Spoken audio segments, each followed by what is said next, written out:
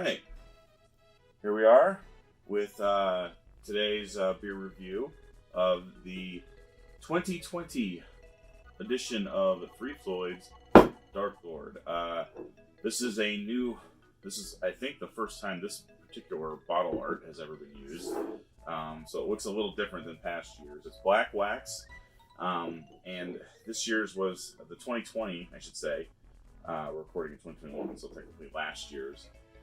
Is kind of unusual because they had to do Dark Lord completely differently. I think they had to move it from spring to fall. I think it was like November or something when they did, or October maybe, when they did Dark Lord in 2020. And I think you had to like basically go through a drive-through type thing to get it. So this is kind of an unusual year.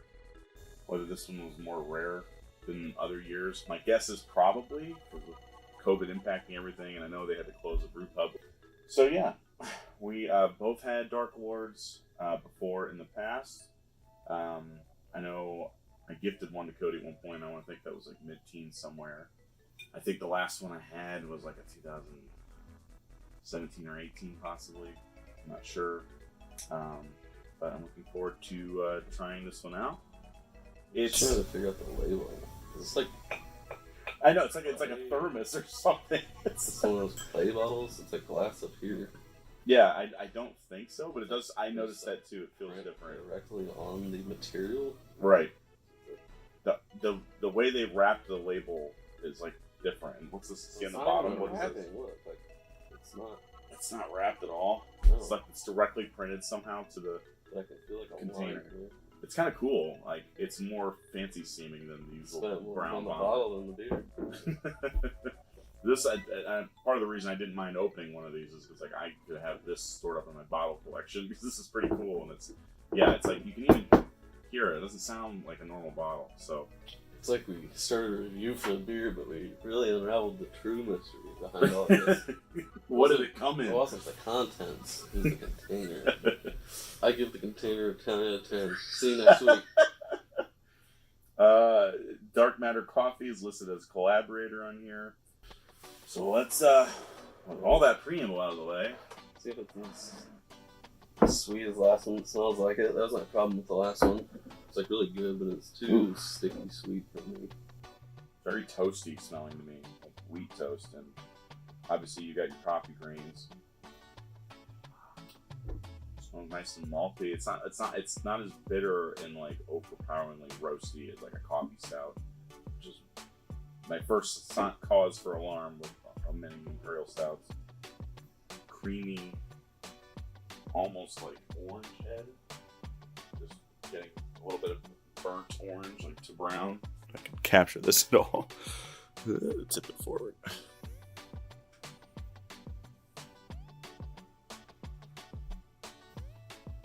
I'm drinking all mine. Freaking.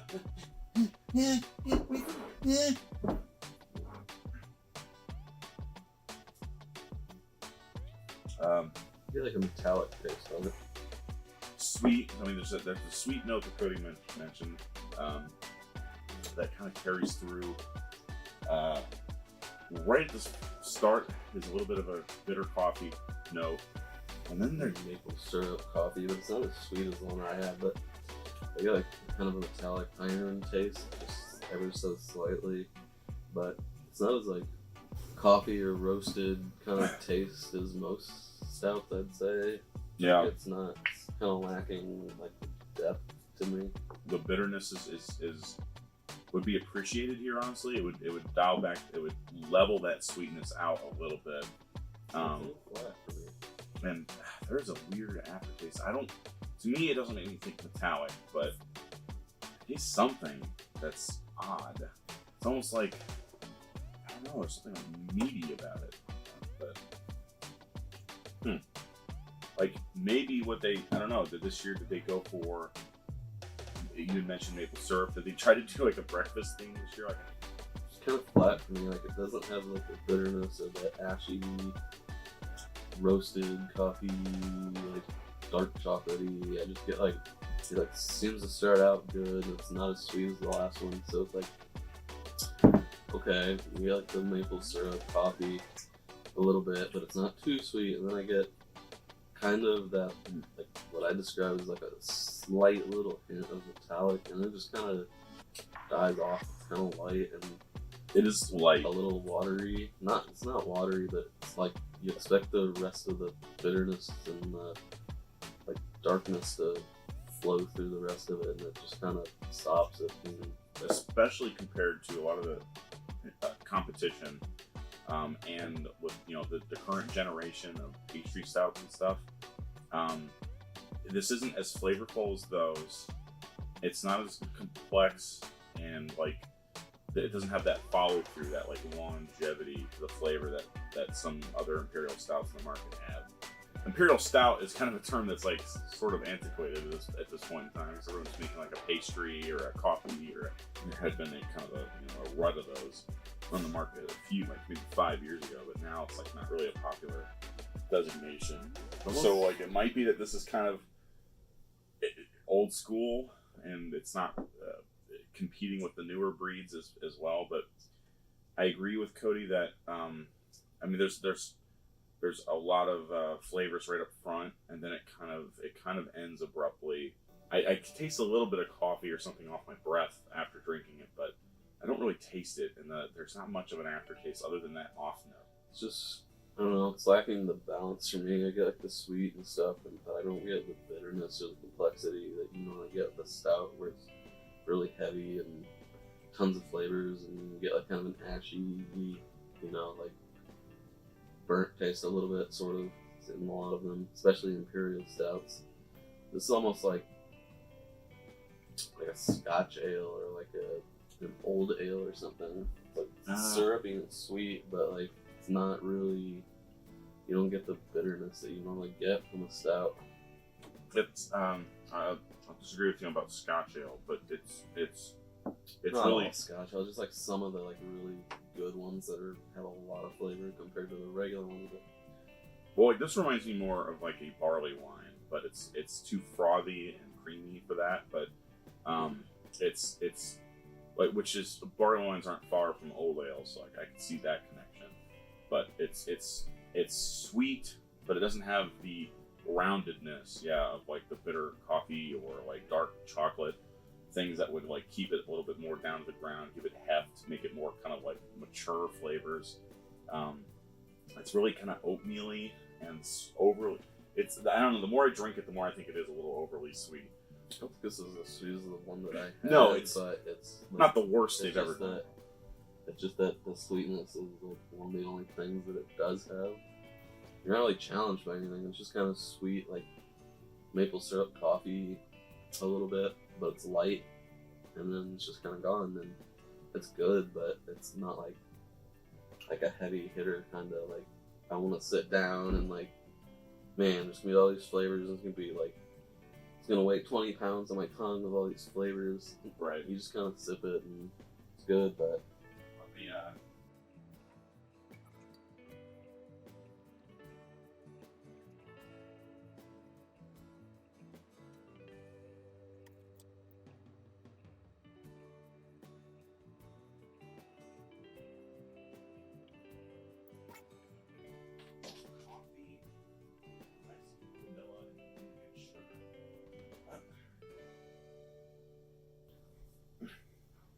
So, coffee, Mexican vanilla, and Indian sugar is the official description, which would explain some of the overt sweetness. I'd like to see a little bit more added to the bill to get it either roastier or more complex in some way. By the way, it's 15% alcohol. That's contributing, I'm sure, to that sweetness, but it doesn't really come off hot, but probably because you're drinking so much sugars. tastes like 8%. Yeah, I was gonna guess like, it's Dark Lord, so it had to be in the teens, but I was gonna guess like, it tastes to me like, I don't know, 12%. And how much do these cost if you can get them? I got this, I think, for about $40, like with shipping. You originally can buy them in 4-packs, I think, for $50 on Dark Lord Day. So you get, essentially 12. You get a bottle for $12.50. Dark Lord has kind of lost a little bit of its luster, and I don't know. It could be because of the quality. It seems to me like this is not worth the hype. Dark Lord Day, at least at Dark Lord Day during its peak a few years ago. There are variants of this. There's like barrel aged, and they add like marshmallow and specific like variants to it. This is just the regular plain old Mexican vanilla version. It's good, but it's, I don't know, it's in this day and age, it's like this much presentation, this much like dedication going to like a single bottle release. You hope for a little bit more. This is good, but not as good as I was hoping for sure. And I think I've had like, this will be like my third or fourth bottle, and it seems like probably the least memorable of those. I don't know if that's a knock on the 2020 version or if my tastes have just evolved with the market.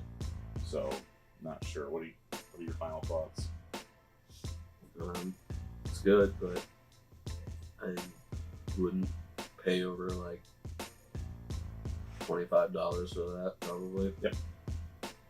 And I personally wouldn't pay over like $16 for it, but right, since it's Dark Lord and beers are more expensive now and all that.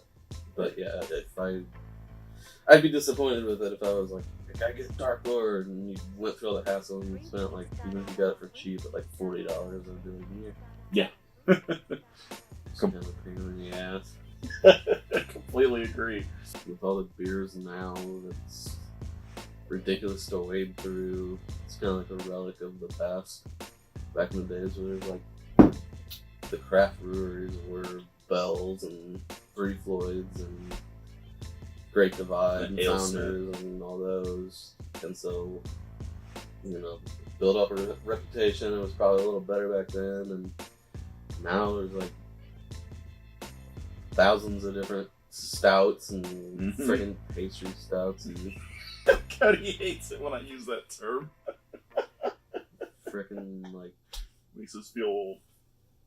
Frickin' like Tootsie Roll stouts and dessert fart stouts.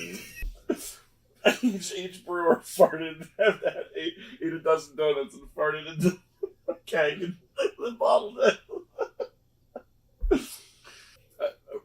I think a soft recommendation from both of us: get it if you can get it affordably, and hopefully it can return to its glory. But good stuff out there you can probably get for cheaper than this. So I feel like the rest of their beers probably following suit. What kind of lost its luster with how many different varieties of particularly IPAs that are out. Just stuff's like still really good, like Brewdoo and Art Panzer, and we don't really dabble in anything else other than traditional IPAs. I don't do like, with exceptions, a lot of them are just not as good, and they don't seem to really. I don't keep up, but they don't seem to be like really trying to like be trendsetters or follow trend followers or anything. They just kind of stick to what's classic since they became like a kind of craft brewer. And I mean, it's weird to be talking about them like this because I mean, Three Floyds was always kind of a trendsetter. They they never did follow the market, so it kind of makes sense that they're still not. But you know, like Three Floyds was not usually the one you would talk about as being the old stalwarts of the old ways of doing things. But I think that's kind of what they've become, in that they a lot of their best work are the classic styles, and you know, some of the even those classics are getting a little bit passed by in today's market, and you kind of feel like, well, this is good, but it's a little obsolete compared to some of the things that are out there. And it's weird to say that about Three Floyds. I mean, they're like the most metal brewery out there, and you think they would they'd evolve, they would have been one that would have adapted well, but right now we're feeling a little bit of friction there. They have had some recent successes. We know Zombie Dust is like super popular with everyone. It's not one of our favorites, but they're not just like keep to their core lineup and then add a few of like the newer, like make a concerted effort on like just one, not 50. It's Laser Snake, and now it's this other thing, and now this thing. Space Station Middle Finger and King of Sicario. Just make like I said, the seasonal, like the big bottles, and they come out like Dreadnought and like whatever 12 ounces, but those like core lineups, just like add a couple of like the newer Like add a hazy that you spent a lot of time on Yes. that you can put into your core lineup. You taste it first. You made sure this was a good that quality. That isn't just like it's okay, it's alright, it's one of their things that comes around every so often, whatever. No, like make it as good as Voodoo and Dreadnought and all those. Just like add one hazy, add like a sour. Yeah. Add a new stout of some. You know, we've got like 4 classic seasonal IPAs, like West Coast IPAs. Let's make 3 more like random one-off IPAs that are West Coast too. Yeah. They're just not as good. Yeah. Like, right. Just forget all that and just make like a core lineup, but spend a lot of time on it. It's time to limit down, get rid of like Calmic Queen and Laser Snake and Omicron and all that crap, and just like focus on the big hitters. Like make a triple, make your 4 IPAs. But Cody, then they won't be able to collab with local metal band of the week, War Pigs or whatever they want to do. Well, yeah. We still love you, Three Floyds. For the record, this is a Three Floyds glass. We love you. We just want to see you succeed. The last like generation of these Sixers and these shelf-filling beers have been like a noticeable step down from their earlier generations. Yeah, like all the ones that Cody's been repeating. Those ones are like solid classic. You don't need to change it. There's a couple of them I forget if it's Pride and Joy or Jinx. One of those 2 I don't like, but like for the most part, they've established a niche for themselves and they should stick around. Yada yada yada. Hopefully, we'll taste another one in the future. It's a little better. So, thanks for joining us.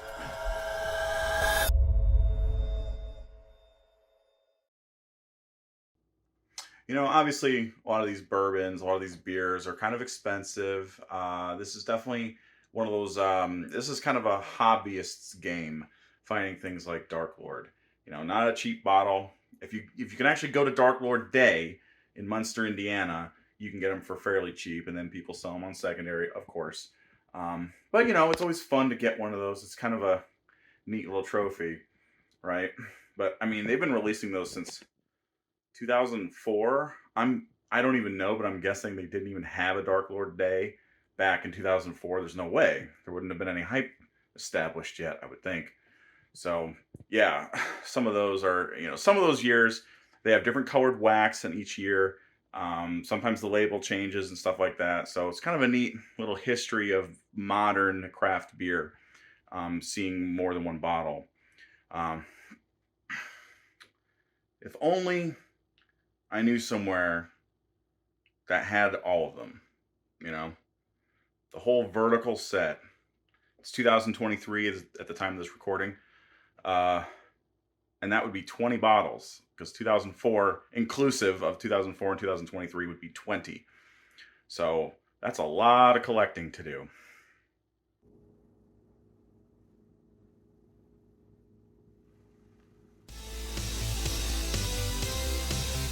What? Ladies and gentlemen, the entire vertical set of Dark Lord. Just look at them all. Look at them. Man, it's actually surprisingly difficult to get all of these in the same horizontal shot.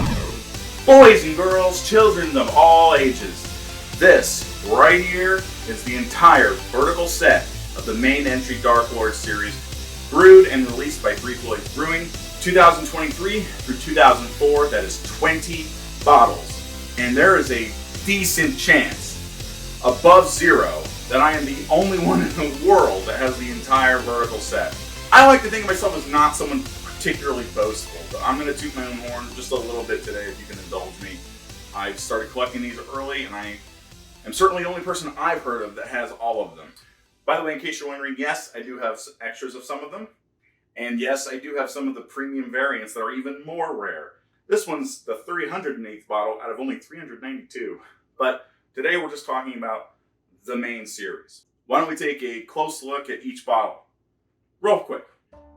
2023, 2022, 21, 2020, 2019, 2018, 17, 16, 15, 2014, 13, 2012, 2011, 2010, 2009, getting into the single digits now, 2008, 2007, 2006. Make way, make way. We have a 2005 right here. And to all those watching across the cosmos, I present to you a first edition 2004 Dark Lord. Alright, some general observations, some patterns, aesthetics. Why don't we take a look at that real quick? A couple of weird observations. So the 2004, the original edition, and the 2012. They have the exact same label and the exact same color wax. The only way to tell them apart is the years on the 2012. The 2004 is not marked as to year or edition at all. So if you have a red wax with no year, no Roman numeral on it, or batch number, or recipe, or anything like that, then you're dealing with a holy grail of beer. Buy it wherever you find it. Additionally, the 2005 and the 2013 also have the same color wax. I don't know if their intention was to start repeating the wax colors, got sick of coming up with new ones, or what. Then they switched back to other new colors and started doing speckling. My 2011, for some reason, has probably the most prominent streak of wax of all of them. Okay, what else? So you'll notice on all of these up to 2012, they have this label.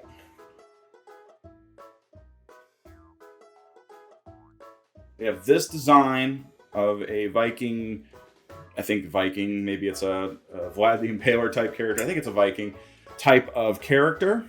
In case you're wondering what the back says on the first edition, Dark Lord is a gargantuan Russian Imperial Stout with a reverse cascading head that starts out following the color of burnt blood, billowing the color of burnt blood, like the Dark Lord rising from the black primordial beginnings. Its resonant vinous aroma has been described as cherries, sweet malt, molasses, burnt currants, plums with a port wine alcohol undertow, mochaccino notes buried within, motor oil consistency, hellishly smooth yet divinely burnt and vinous. The first sip coats your palate with a palatial charred fruit and chocolate blanket. Alcohol wiggles its way down your throat. Thick body. Enjoy in moderation. 22 fluid ounces, of course, standard bomber. Does not list the alcohol on the initial edition either. So I'm going to stop playing with this one because this one is way too valuable. And if I were to drop it, that would surely suck. Red, orange, gold, silver. I don't know if they thought those were going to be like the end years. I don't know why they did silver after gold. Black, white, green, yellow, red, orange. Kind of a slate blue there. Maybe kind of a burgundy or a port going on there. Black and silver speckle, I guess. We have a green and silver speckle. We have a pretty much pure silver here. We have a pink and purple speckle. Plain black, sky blue. It's kind of a yellow and like green or blue speckle, and then kind of an aqua or maybe olive even. So often if you're having trouble finding the years, all of these pretty much, except oddly the first couple years. So the first couple don't have the years on it, probably because they didn't know this was going to be a yearly thing. And Dark Lord Day started exploding right around here. But also the 2021 and 2022, or excuse me, the 2020 and 2021 versions also don't have the year on them for some reason. So I mentioned before that all of these have that original artwork of the Dark Lord. Starting in 2013, the artwork changed. A Dark Lord kind of without all the crowded other mess going on. You can see pikes and poles and spears back there, and then he's just standing there with his bloody axe over, presumably, I don't know, on a mound of bodies, most likely. So the artwork changes right here after the first 9 editions for some reason. You'll also notice, by the way, a lot of these bottles are really dusty because they've been stored away to prevent them from potential damage. But so you only had 4 years of that artwork. Then they switched to the current artwork, which has been ongoing for 7 years. which is more of a this is more of a close-up vision of the Dark Lord. You have a few minions back there. You don't really know what he's attacking or fighting. He's just looking right at the camera. So this artwork has remained to this day. So that artwork started in 2017.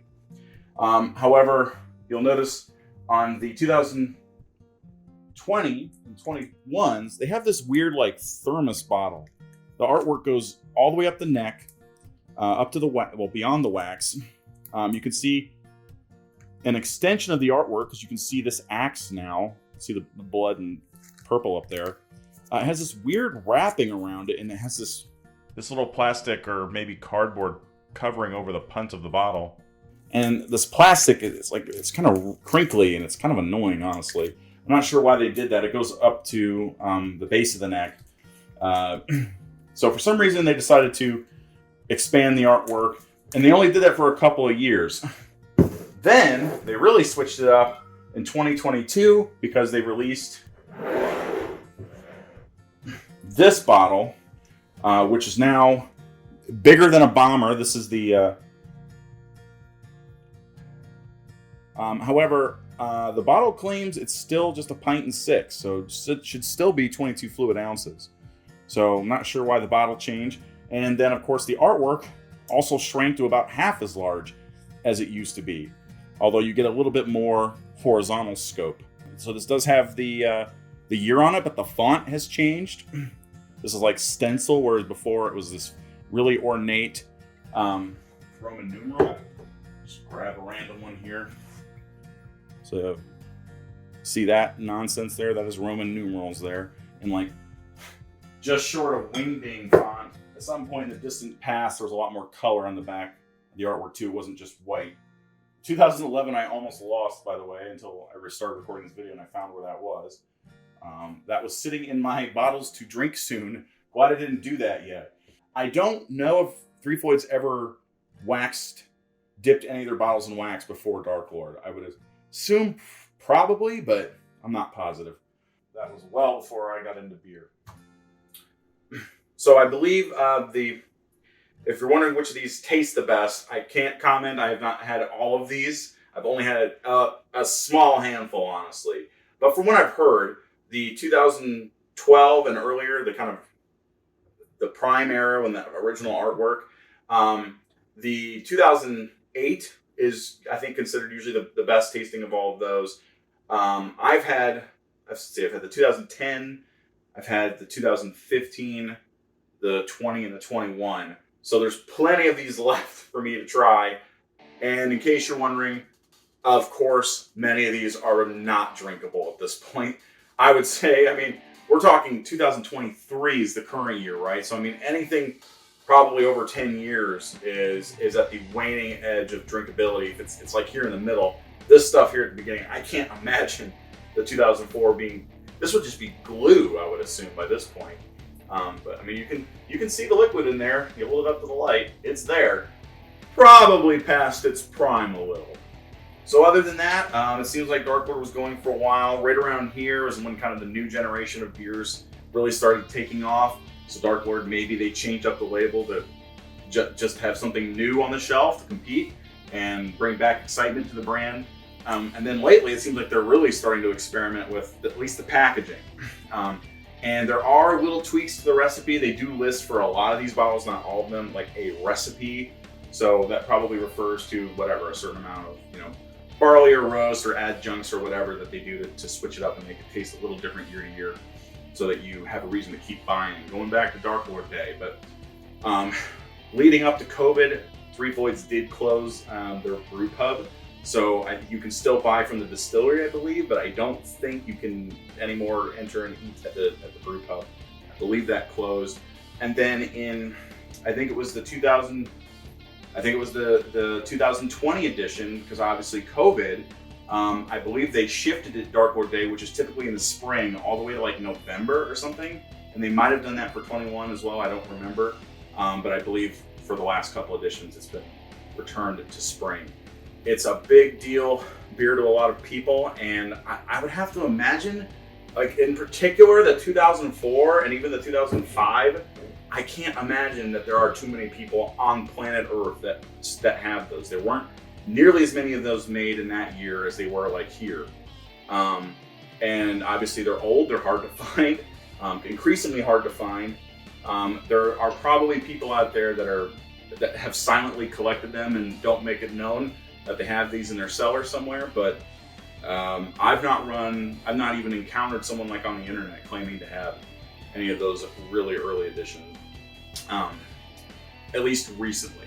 So, and in case you're wondering how I purchased a lot of these actually from like 2012 and earlier, I actually bought on eBay because there was a time long ago, in the time of primordial soup and pixies and fairies, there was a time when you could order alcohol on eBay. And I have a story I won't get into today where I'm pretty sure I'm the one who unfortunately made that come to an end. Sorry, everybody. It was an accident. And yeah, I paid a pretty penny for some of those earlier ones, but the value of the overall set, I'm not sure I could even give a good, that would be like a make offer type situation. I know the value of Dark Lord in general has declined over time, at least per edition. But I mean, some of these are just historical at this point. I would imagine this whole set would go for several $1,000s, certainly. So, but I mean, there was probably a peak time when I should have tried to move them if I was going to try to make money off of them. But I just got into collecting them, and I've had fun, and it's kind of cool seeing them all. Especially, I've not had them out and displayed like this in pretty much ever. So, thank you for giving me an opportunity to talk about them and show them off. If you've tried any of the Dark Lords at home and you think there are any particular batches that really deserve a strong recommend, please let me know in the comments. I would love to know. So, thanks everybody for watching. Happy Dark Lord!